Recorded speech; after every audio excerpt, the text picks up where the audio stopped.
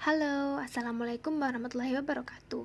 Nama saya Devi Berlian dengan NIM D300190176 dari Prodi Arsitektur akan mempresentasikan hasil produk tugas Pancasila yang berupa artikel dengan judul Disfungsi Saluran Air pada Permukiman Usaha Rumahan Desa Tembara, dibutuhkan tangan pemerintah. Dapat dari data BPS, ada 14 desa di Kecamatan Kertosono, Nganjuk, Provinsi Jawa Timur, salah satunya yaitu Desa Tembarak yang akan saya bahas pada artikel kali ini.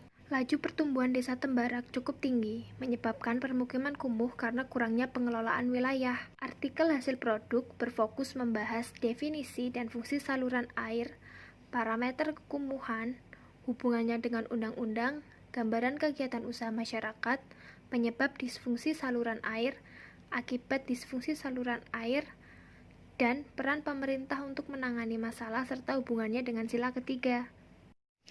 Definisi saluran air. Menurut Suripin tahun 2004, saluran air merupakan media untuk mengalirkan, menguras, membuang, atau mengalihkan air.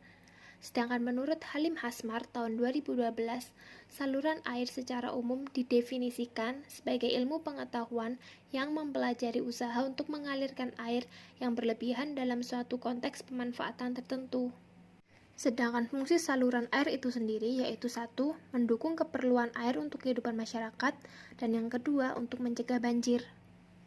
Setelah dilakukan wawancara dan juga penelitian, penyebab disfungsi saluran air pada permukiman usaha rumahan Desa Tembarak, khususnya di Gang 8 ini, dikarenakan satu, saluran air tidak lagi digunakan untuk distribusi air ke sawah.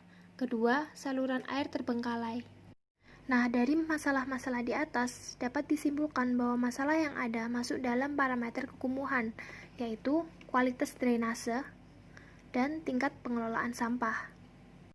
Disfungsi saluran air ini mengakibatkan satu, lingkungan menjadi sangat bau, banyak jentik nyamuk, dan juga lalat. Yang kedua, keluhan dari pejalan kaki yang lewat maupun penduduk gang lain. Yang ketiga, berkurangnya konsumen warung makan dan toko buah dan sayur.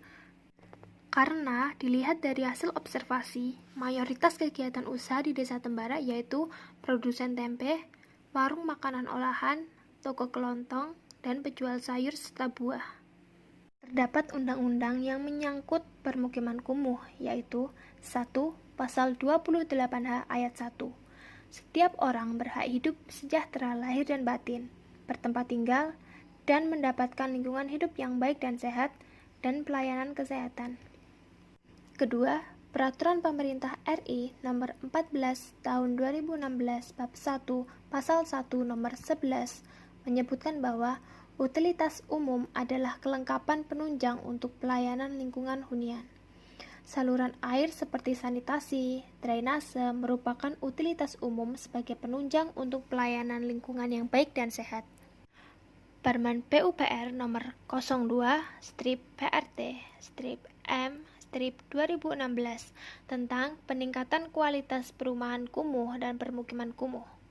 Pedoman bagi pemerintah daerah, dan setiap orang dalam penyelenggaraan peningkatan kualitas terhadap permukiman kumuh dan perumahan kumuh.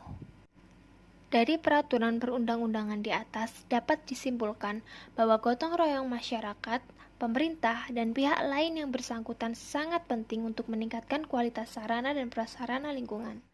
Apa saja peran pemerintah untuk penanganan masalah saluran air ini?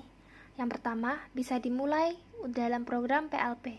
Yang kedua, menghimbau masyarakat untuk bergotong royong secara rutin dan terjadwal membersihkan lingkungan. Ketiga, menyediakan tempat pembuangan akhir dan kelola sampah yang layak. Dari keseluruhan artikel, dapat diambil kesimpulan bahwa sistem saluran air yang belum baik di Desa Tembarak Gang 8 ini harus segera mendapat perhatian baik dari pemerintah maupun dari masyarakat setempat. Yang kedua, nilai kegotong royongan harus dihidupkan karena dengan adanya kerjasama semua pihak, wilayah layak huni, bersih dan nyaman akan terwujud.